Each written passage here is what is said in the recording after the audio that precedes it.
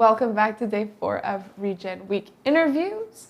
I'm here with Mark Chasan, a double CEO of both Transformative Inc. and All Global, and we're going to dig into some themes of regeneration, his work, and his impact. So, Mark, I would love for you to tell us about Transformative Inc. Just dive right in. Be happy to.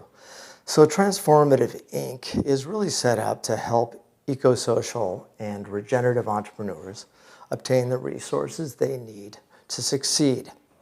That may include capital, human resources, technology, or market resources. And I really help mentor the entrepreneurs because so many of the new innovations that change our world, and Lord knows we need a lot of change, really come from entrepreneurs and come from this innovation. Now, we know that technology can be a two-edged sword. It's kind of like a battery. You could put it into a ticking time bomb and let something explode, or a flashlight to illuminate your way. I focus on living systems innovation and those entrepreneurs that are dedicated to really creating thriving in our world. Mm-hmm. What kind of trends do you see regeneration being expressed in entrepreneurship? Look, we all need clean air, nutritious food, water, and the gating factor for quality of life in a modern society is energy. And so I really find that we can look at the biomimetic principles, or bio meaning life, mimetic meaning mimicry, and see what the earth has done with its 4.5 billion years of ecosystemic wisdom. We may not ever fully understand it, but we can look at it, we can imitate it, and we can utilize it to create these systems that don't create the pollution and waste and extraction that have led to so many of the existential crises that we're facing now. I love Janine Benyus's science of biomimicry. Yes. So maybe a better way to phrase this question would even be, what would biomimetic entrepreneurship look like? Well, I think that when you look at regeneratability, let's just first describe that. Regenerability is really a whole systems approach that incorporates living systems, principles, design, and approaches that continually add value to a system, promoting such things as new life, energy, vitality, renewal, and resilience in a way that increases abundance and thriving. Mm-hmm. And so if we look at the idea of regeneratability and we try to, in our lives, look at how the earth and nature solves problems and actually goes about creating its own value in its ecosystems, then I think we can apply those same principles into entrepreneurship. Not only are we using living systems innovation and technologies as entrepreneurs, but that we're really focused on creating planetary, social, and personal thriving as well. And so I think the difference between an entrepreneur and a regenerative entrepreneur, or a biomimetic entrepreneur, is that a regenerative or biomimetic entrepreneur is really going to be looking at how living systems work and define those solutions that are highly efficient.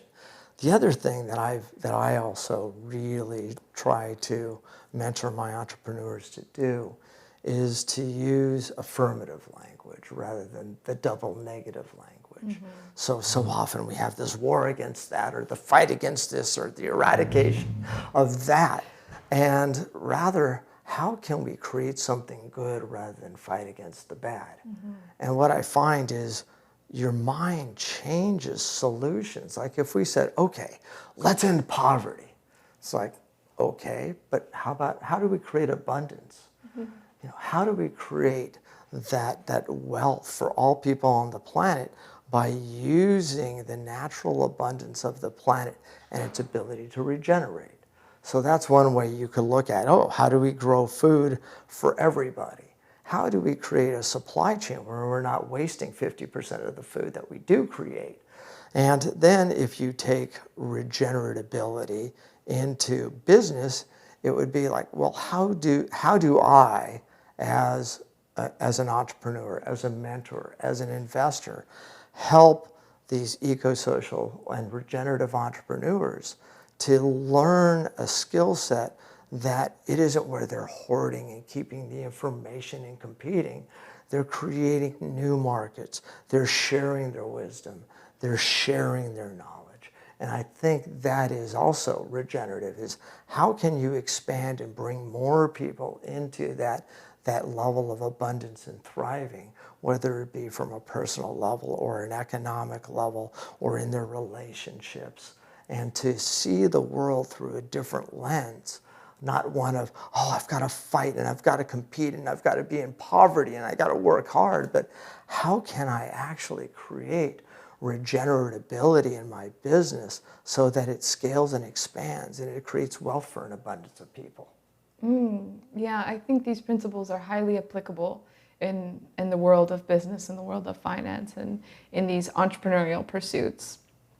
I'm curious if there was, for you, and I may be making an assumption as coming from a traditional business background, was there a light bulb moment or was there a journey towards understanding the significance, importance of regeneration? Well, sometimes we have to go back to that point of initiation, and I was actually 5 years old at the time, and my parents took me to the tide pools at Abalone Cove, which is just the south part of Los Angeles on the coast, and the tide pools were just beautiful, teeming with life. In fact, I've been all over the world, Barrier Reef, Fiji, Tahiti. I've never seen tide pools that were this rich with life. And that was about 5 years old. And by the time I was 13, because of oil and sewage just being dumped into Santa Monica Bay, there wasn't a single living thing left in the tide pools. And growing up in Los Angeles with the smog and the destruction of nature and it was just so easy to see the callousness of humankind and the destruction of nature. And man, it hurt. I was a very empathic young man, and to see the beauty and the magic being destroyed, hurt me, but I didn't really know what to do with it until later in life. And so I went through a journey of being a professional musician and studio drummer. I have an intuitive gift for healing, so I worked mostly on my right lobe. And then later, when my love of music and healing was exceeded by my dislike of poverty, I became a lawyer. And, it was kind of a flip, but, definitely, worked on the left lobe. And then I brought that music and business together into a company called eMusic, which was the first company to sell digital music files online. And I took it public, and I learned a lot about the equity markets. And then IBM asked me to run digital media for them, got some corporate chops, and then really was in a position where I said, okay, what can I do to really transform the world? And as I said earlier, to me, the gating factor for quality of life in modern society is energy. But if we're burning fossil fuels for energy and we're destroying our planet through extraction and through emissions and greenhouse gases, we need to change our energy portfolio. And so I really focused on renewable and clean energy projects and helped stand up one of the top PACE, or property assessed clean energy bond companies. Learned a lot about public-private finance and bonds and indentures. And while there, acting as general counsel and VP of Biz Dev, I helped raise $10 million in operating financing, bring $100 million of warehouse lines, and orchestrated $210 million securitization of our portfolio. So I learned a lot about how we can use this public-private partnership and to bring in capital that is really, we got a Standard & Poor's AAA rating. So, how do you bring capital that's safe, that's generating better than market rate returns? And so the thing that I see a lot of times is you have these really beautiful, empathic, heart-based people, these visionaries that you can't execute or can't find the money. and that you have investors that are reluctant to go out of, oil and tech and, the big, Fortune 500 companies. And, it's almost like you have to really find the way to execute in a very grounded way and think about what investors want. So that investors say, oh, well, here's an opportunity to earn just as much money in a regenerative investment as I would earn in, say, a more traditional investment that is extractive and destructive. And wow, on top of it, and usually investors make decisions on what kind of returns can I get, and then it's like the legacy on top of that. But there are some investors now who are looking at how can I really create impact, and that I'm willing to wait a little longer, take a little bit more risk, and do something that really transforms the world. And those investors are rare, I will say. And most of the big money is coming from the BlackRocks and Vanguards. But at least Larry Fink, which he's the CEO of BlackRock, and they're managing about $9 trillion in assets. And so he wrote a letter in 2020 to the CEOs of the companies they invest in. And he basically said, if you don't have a good ESG or environmental social governance plan that you're actually going to stick to, and if you aren't going to be involved in how to reduce climate change and greenhouse gas emissions, we'll start divesting ourselves of your stock. That scares CEOs. And I mean, that was a pretty pivotal point where one of the largest investors in the world is actually saying we want ESG and climate conscious companies. Wow. Yes. So I don't know if anyone saw, but Mark had me tearing up when he was talking about the tide pools. And, obviously he has so many distinguished accomplishments under his belt.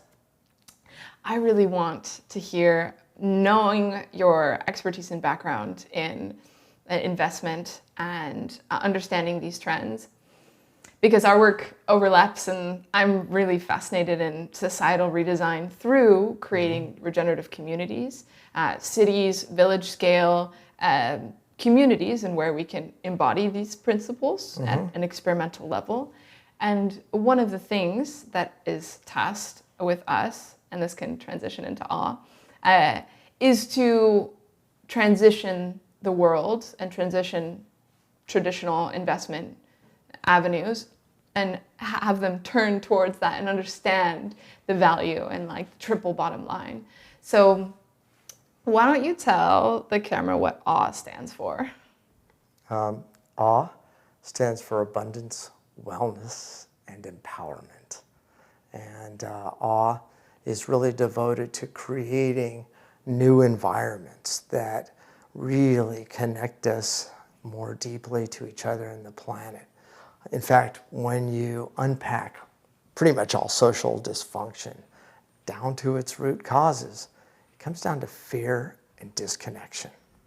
So the antidote for that, simple but not easy, is love and connect more deeply. And yet we live in an environment which is so competitive and based on scarcity. And so many people have bought into this idea of scarcity and money and exclusivity, and I'm going to work hard to try and get my little piece of the pie rather than creating an abundant pie. And if we can change the way we live, work, learn, play, and consume by building these environments that really do connect us more deeply to each other and the planet, where we can love each other more deeply, and that there is an abundance consciousness rather than a scarcity consciousness, I truly believe we can make big changes in the world. And how can we do that specifically through communities? Well, I think it was Thich Nhat Hanh that said, the next Buddha is likely to be a community, not a man. And my sense is that when people ask me, what is the biggest challenge you have with communities, people, Always, always. And there are a lot of people that, we're loving and conscious and we'll just sit in a circle and unanimously decide, and they really don't do good principles and agreements and understand their behaviors. And it's so important to really have people understand principles, behaviors, agreements, and have conflict resolution in place, but also to have a way for people to do the inner work. I mean, we really need to make a change from the inside out, ground up, and top down.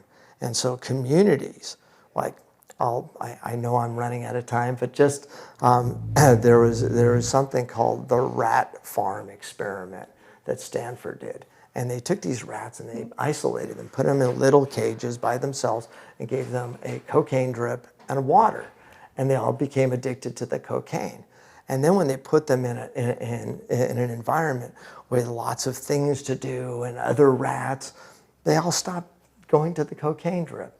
And I mean, there's a prison experiment. And it just shows that our environment is the greatest influence on our abilities, our behaviors, and the way that we see the world and relate to each other. I would love then like a quick short statement about what your work with awe, how that might benefit others, and also how might this work be supported. So I found that whenever we are doing real estate investment, it's very capital intensive. It is fraught with risk, and you have to have a team, one that is local, that understands the local culture, especially if you're going outside of the U.S., that you have to have investors that are willing to take that risk, but they tend to see it more as a real estate play and then an operations play. I'm really trying to create a hybridization of those two so that people living in the community are vested in the community businesses as well.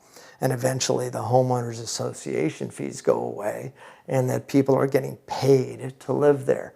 But it's really about finding the right land, the right environment, and having the right, the right infrastructure and the space for people to really have options to get along.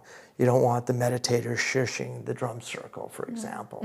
You don't want the vegans saying, I smell bacon from the omnivores, and so really, careful design, regenerative design, looking at the patterns on the land and how we can, live consciously within nature, with the flora and fauna of nature, that we can create that abundance together, and then having all of those structures, the social structures in place and the economic structures in place to be able to truly develop a community, a regenerative community that is a beacon of light for humankind to say, wow, this can be done.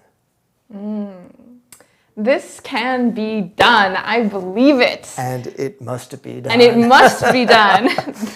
More importantly, we're so thrilled to have had Mark Chasan here for Regen Week, and we know he has much more to say, and I'm going to continue chatting with him. But that's all for the interview today. And we also have the 1 o'clock on regenerative entrepreneurship that I'm doing. Oh. So sad for the people who aren't here at Regen Week. They're missing out. Thank you, everyone. Thank you, Nicole. Really appreciate you. Of course, I appreciate you, Mark. Thank you so much.